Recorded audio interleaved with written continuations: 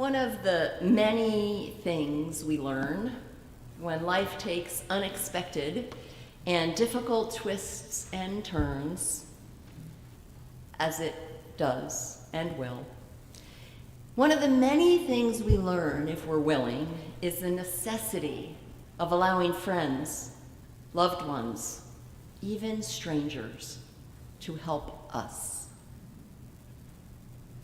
So yes, I'm referring to all that has gone on in the last week and how I have allowed just one example of people to help. I am blessed to be part of two ministerial collegial groups, small groups, covenanted. We can say anything we need to. We keep each other sane. We laugh. We cry. We hold each other's pain. So this is not the sermon that was advertised. Because when my dear colleagues learned of all that we at FRS and the community at large are going through with Reverend Helen's tragic death and many things they didn't even know about, but I do, and you've heard some this morning, they immediately offered to share some of their sermons with me so that I could preach them as just, quote, one small thing they could do to ease the burden.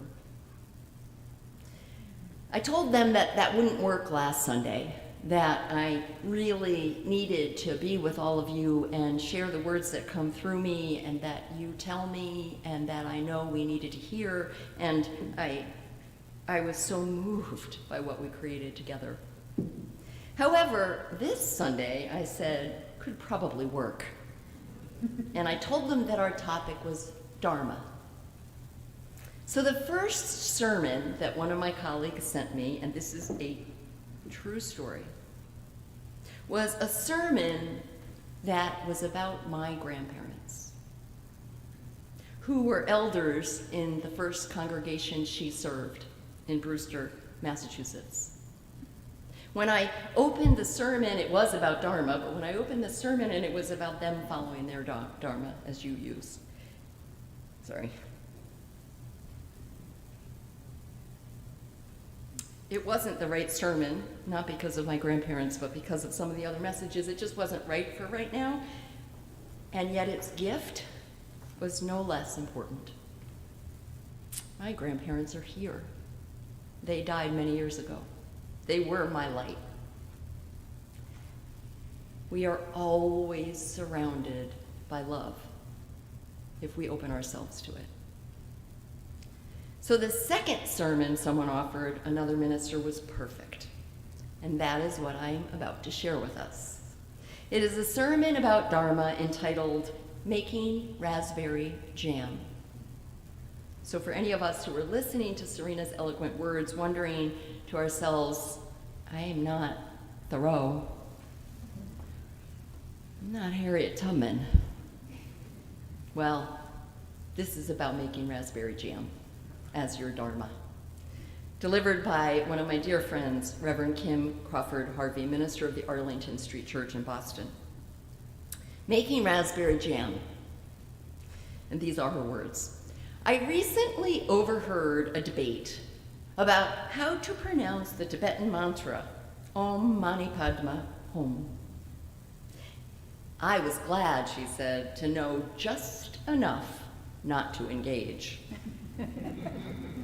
Om Mani Padma Om is known as the Mani mantra.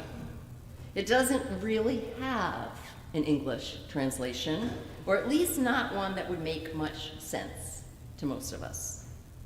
But it is said to be an invocation to the spirit of compassion. In Tibet, stones painted or carved with the Mani mantra, Mani stones, are everywhere.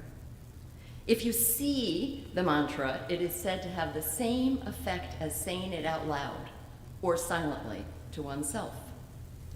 Spinning the written form of the mantra around in a prayer wheel is also believed to invoke compassion.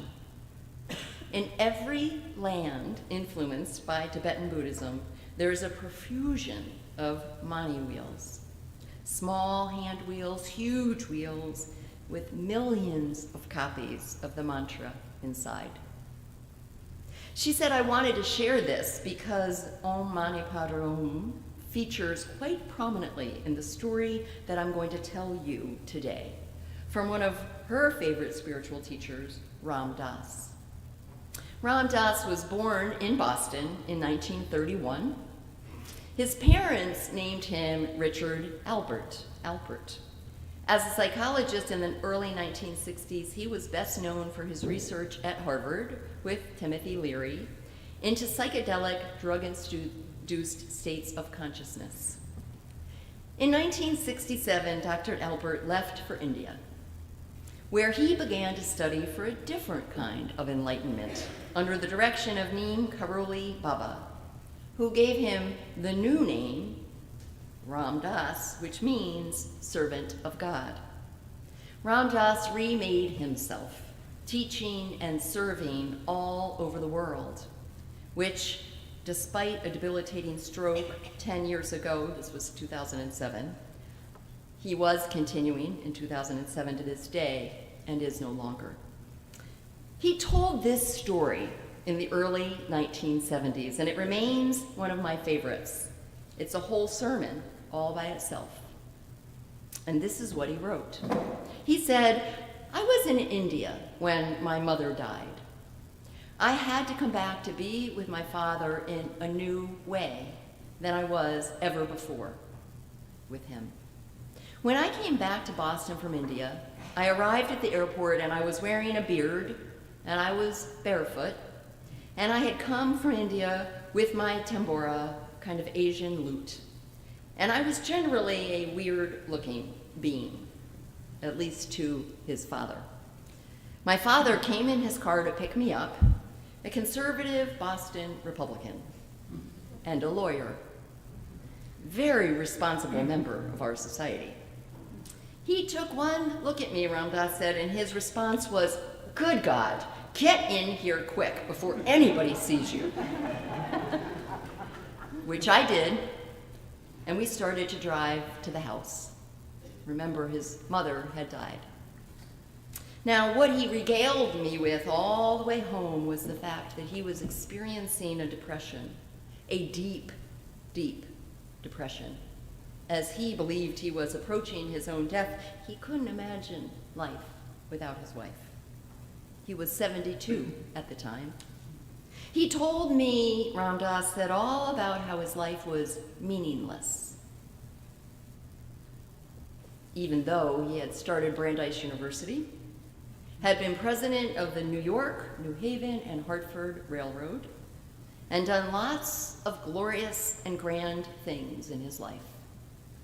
He was experiencing the feeling that he was a failure as a human being. He was telling me all about his will and the clauses in his will. And I was just sitting in the car doing, in my own mind, my Om Mani Padme Hum, Om Mani Padme Hum. And it was like his mind was creating this heavy, heavy, depressed place. It's all over. Life is meaningless. I'm a failure. We'll just look through old photographs tonight, he said to his son. You know that kind of place. And I just kept saying my mantra in my mind, silently. We got home and my father said, what do you want to do now? And I said, I don't care, Dad. Anything you would like to. And he said, well, you need to rest. You've had a long trip. I'm going to make some raspberry jam. That's one of his hobbies. And so Ram Dass said, well, can I help you? No, don't bother, his father said. Ram Dass said, I'd like to help you. Well, his father said, all right. So we started to make raspberry jam. We're sterilizing the bottles, we're mashing the raspberries and so on, and he's telling me about the horrors of his life, how sad it is. It's a very, very heavy story. I feel fantastic compassion for him because I love him dearly. And at the same moment, I see where he's stuck. So I'm just doing my mantra in my mind. Om Mani Padra Om. Mashing raspberries, and so on. And I'm saying things out loud to him like, should the bubbles rise all the way to the top? Where do we put that? And so on. Since I'm giving him no reinforcement at all for this fantastic dark cloud that he's creating and holding all by himself, since I'm part of us, but I'm not helping him hold it up, after a little while he begins to say, well, you got to get all the bubbles up. And pretty soon our conversation is shifting until it's here and now. That is, he's talking and telling me how to make raspberry jam. And he starts to talk about how to make jam. And as he does so, the lines on his face start relaxing. The whole model of himself as somebody who's old, about to die, and all of that stuff, well, it all started falling into the past. And there we are, making raspberry jam. Just two guys making raspberry jam. By the time we finish making jam, he's happy. He's smiling. And I, the whole time, have been repeating my mantra of compassion. 8 months later, I gave away the bride at my father's wedding, he writes. And for the rest of my father's long life, whenever I called them, the newlyweds, they would be heading out to dinner, having people over, traveling. They were writing songs or movie routines together at the piano. His father writing love songs. My father writing love songs. At the wedding, just before they went into the temple, my father turned to me and said, "This is all you're doing, you know." Reverend Kim says, my spiritual companions, it all starts right here, right now. There are realized beings who walk on water, but those same beings stand in the kitchens of the bereaved, and they make raspberry jam. She says, may we give ourselves the gift of our gift, of the healing power of coming fully into the present, and may we pass it along. Let's seek our own version of jam making right now. We'll find it in all the unexpected places. Let us invoke the spirit of compassion. Let's embody compassion. Let's give ourselves to love. It's another UU minister who says those things. And I add in my words, let's honor our path. Let's honor our path, the Dharma that we're following today. The authenticity, the integrity, the presence of now, just now. Let's see its power, whatever it looks like, even when it's making jam, which I can't do, so it isn't my Dharma. Our Dharma looks different, my friends. Different between us, different in our own lives as time goes on. Although, as William Safford says, if you look, there is a thread that has followed you all through your life. That's your Dharma. Amen, and blessed be.